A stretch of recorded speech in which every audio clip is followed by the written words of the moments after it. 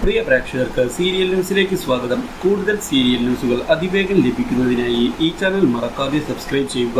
Bell icon click ചെയ്യാൻ മറക്കരുത്. ചാക്കോയും മേരിയും എന്ന പരമ്പരയിൽ സാന്ദ്ര IPS കഥയിലേക്ക് കടന്നു വന്നിരിക്കുകയാണ്. തന്നെ കൊല്ലാൻ ശ്രമിച്ചതിനു പിന്നിൽ തന്റെ മക്കളായ സണ്ണിയുടെയും സേവ്യറുടെയും കൈകൾ തന്നെയാണ് എന്നുള്ള കാര്യം കുര്യച്ചൻ വെളിപ്പെടുത്തിയത് ആലീസിന് തിരിച്ചടിയായതിനെ തുടർന്ന് ആലീസ് സേവ്യറെ തല്ലുകയും ഈ ചതി ഒരിക്കലും പ്രതീക്ഷിച്ചിരുന്നില്ല എന്ന് വ്യക്തമാക്കുകയും ചെയ്യുന്നു. പക്ഷേ സേവ്യർ ഇതെല്ലാം നിഷേധിച്ചതിനെ തുടർന്ന് സേവ്യർ ബേബിയോട് സംസാരിക്കുന്നത് താൻ കേൾക്കാൻ ഇടയായി എന്നും തന്റെ മക്കൾ അറസ്റ്റിലാകരുത് എന്നുള്ള ആഗ്രഹം കൊണ്ട് മാത്രമാണ് താൻ നിങ്ങൾക്ക് എതിരെ കംപ്ലൈന്റ് നൽകാതിരുന്നത് എന്ന് വ്യക്തമാക്കുന്ന കുര്യച്ചൻ ഇനിയും ഈ വീട്ടിൽ ജീവിക്കാൻ താൻ ആഗ്രഹിക്കുന്നില്ല എന്ന് വ്യക്തമാക്കുകയും താൻ ഇപ്പോൾ തന്നെ ഈ വീട്ടിൽ നിന്ന് ഇറങ്ങിപ്പോകാൻ തീരുമാനിച്ചിരിക്കുകയാണ് എന്ന് അറിയിക്കുകയും ചെയ്യുന്നു.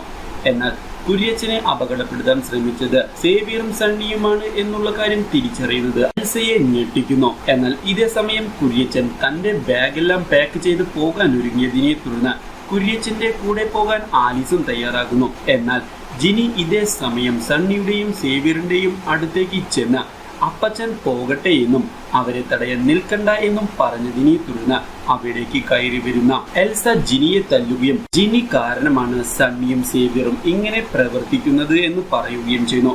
അപ്രതീക്ഷിതമായ അടിയിൽ ജിനി പതറിപ്പോയതിനെ തുടർന്ന് തിരിച്ചടിക്കുന്നതിനായി ജിനി ശ്രമിക്കുന്നുവെങ്കിലും ജിനിയെ എൽസ തടയുകയും ഭീഷണിപ്പെടുത്തി പോവുകയും ചെയ്യുന്നു.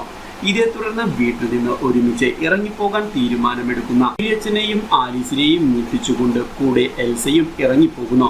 പക്ഷേ ഇതെല്ലാം കാണുന്നത് സണ്ണിയെ ഞെട്ടിച്ചതിനെ തുടർന്ന് സണ്ണിയുടെ അടുത്തേക്ക് ചെല്ലുന്ന സേവ്യറും ജിനിയും ഇതൊന്നും കണ്ട് ഭയപ്പെടേണ്ട ആവശ്യമില്ല എന്നും ചാക്കോയാണ് ഭാഗ്യമെന്ന് തെറ്റിദ്ധരിച്ചിരിക്കുന്ന കുര്യച്ചൻ ഇവിടെ നിന്ന് പോയത് നമുക്ക് ഉപകാരമായിരിക്കുകയാണ് എന്നും കുര്യച്ചന്റെ വിശ്വാസം തെറ്റാണ് എന്ന് തെളിയിക്കുന്നതിനു വേണ്ടിയുള്ള അവസരമാണ് നമ്മൾക്ക് കൈവന്നിരിക്കുന്നത് എന്ന് വ്യക്തമാക്കുന്ന സേവ്യർ അതുകൊണ്ട് തന്നെ ഇനി നമ്മൾ കാര്യങ്ങൾ തെളിയിക്കും എന്നുള്ള ഉറപ്പ് നൽകുകയും കുര്യച്ചനും മറ്റുള്ളവരും ഇറങ്ങിപ്പോയതിൽ വിഷമമുണ്ട് എന്ന് എല്ലാവർക്കും മുൻപിൽ അഭിനയിക്കണമെന്ന് വ്യക്തമാക്കുകയും ചെയ്യുന്നു. എന്നാൽ ഇതേ സമയം ചാക്കോയുടെ കൈ തല്ലിയൊടിക്കുന്നതിനു വേണ്ടി സേതുപതി എത്തുന്നുവെങ്കിലും തൽക്കാലത്തേക്ക് ഒന്നും ചെയ്യാതെ അയാൾ മടങ്ങുകയും ഇനി ചാക്കോയുടെ തല തന്നെ തല്ലിപ്പൊളിക്കാനാണ് താൻ പോകുന്നത് എന്ന് ഭീഷണിപ്പെടുത്തി പോവുകയും ചെയ്യുന്നു. അപ്രതീക്ഷിതമായ ഈ സംഭവങ്ങളെല്ലാം ചാക്കോയെ ഞെട്ടിച്ചു കളയുന്നു. എന്നാൽ കഥയിലേക്ക് പുതിയൊരു വഴിത്തിരിവാണ് ഇനി കടന്നുവരാൻ പോകുന്നത്. ശർമാജി മോഹനചന്ദ്രൻ വക്കീലിനെ ഫോൺ ചെയ്യുകയും മോഹനചന്ദ്രൻ വക്കീലിനോട് ചാക്കോയുടെ മിസ്സിംഗ് അന്വേഷിക്കുന്നതിനു വേണ്ടി സാന്ദ്ര IPS വരുന്നുണ്ട് എന്നും കള്ളക്കളികളെല്ലാം ഇനിയാണ് പുറത്തേക്ക് വരാൻ പോകുന്നത് എന്ന് വ്യക്തമാക്കുകയും ചെയ്യുന്നു. ഈ വാർത്ത വളരെ സന്തോഷകരം തന്നെയാണ് എന്ന് വ്യക്തമാക്കുന്ന വക്കീൽ നീലാംബരിയെ ചെന്ന് കാണുകയും നീലാംബരിയോട് സാന്ദ്ര IPSന്റെ കാര്യം വ്യക്തമാക്കുകയും ചെയ്യുന്നു. സാന്ദ്ര IPS വരുന്നതോടെ ചാക്കോ ജീവിച്ചിരിപ്പുണ്ട് എന്നുള്ള കാര്യം തെളിയിക്കാൻ സാധിക്കും എന്ന വിശ്വാസത്തിലാണ് നീലാംബരി. വീഡിയോ ഇഷ്ടമായി എങ്കിൽ ലൈക്ക് ചെയ്യാൻ മറക്കരുത്. Do like, share and subscribe.